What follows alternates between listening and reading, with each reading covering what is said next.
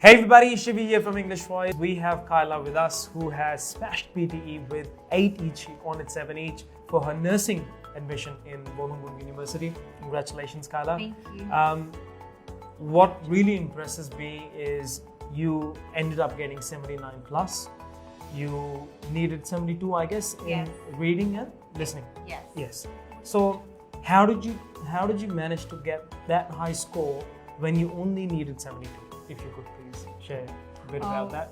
Because in my experience, I just self-practice in my first and second attempt. But in my third attempt, I see EnglishWise. And then I went here and I enrolled here. And because of my study plans and because of my time frame, which is given 2 weeks for my studying with hard work and determination and a lot of practice, I actually got my desired score. Yeah, congratulations. So what I really observed in her preparation was for 2 weeks she was super consistent. She was coming every single day to the classes, and you were traveling almost an hour to come here, and then practicing 2 to 3 hours in the institute every single day and being open to the constructive feedback.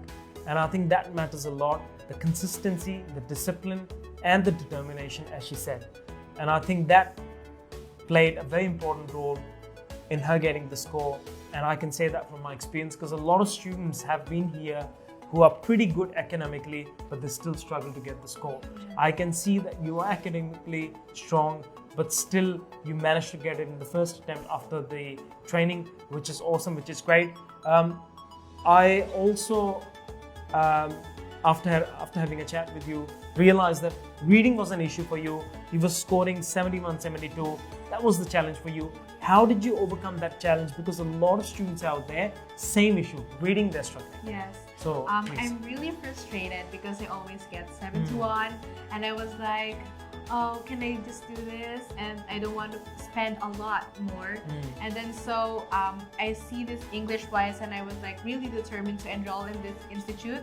And I was like, I will try my best to improve my reading part, which is my read aloud part. I neglect stretching words. I improve like saying the things clearly and more concisely. And I want to improve myself with being more relaxed and more determined to have practice a lot, not even here in the institute, but in my home as well. Wow, okay, how much were you practicing at home? I didn't know about that. I'm practicing at home for like, I have like questions assigned for me. I was like assigning like 25 questions every day, and I'm spending a time like 4 hours to 5 hours every day in my house, in my home.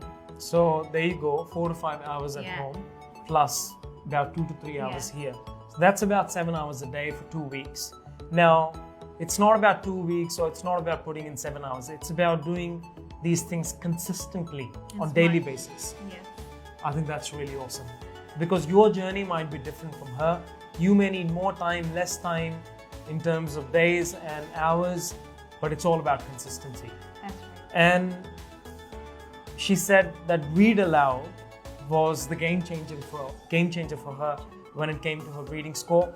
And this is super important. Sometimes your read aloud might be really good, but you are missing out in fill in the blanks. Sometimes you're doing fill in the blanks really well, but your read aloud is not up to the mark. And this is where training comes into practice. When you come here, you get feedback from our professionals who have trained thousands and thousands of students.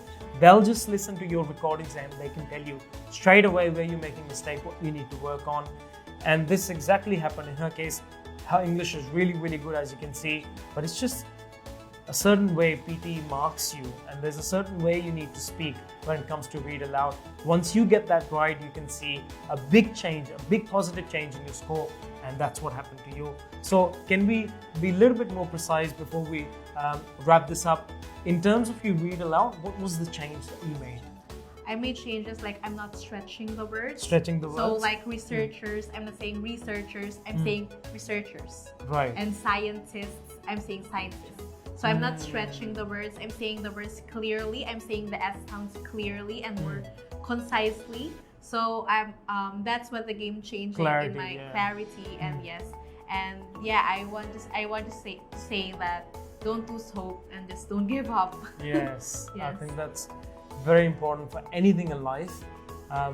but you need to bundle that with a proper professional feedback and practice as well. Yes. Hope is good.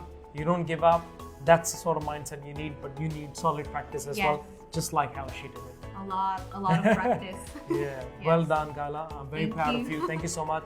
You are an inspiration to a lot of nurses out there who probably want the APRA registration, want to get into uni. And as I mentioned, she was always aiming high, standards were high, practice was high, determination you can see in her body language as well. She wants to make it happen. And that's when you end up getting way more than what you want. And that's how it should be aimed, so that even if you make some mistakes in the exam, you fall back, but you still manage to get what you need. Thank you so much once again. Thank you, and I hope you get your desired score.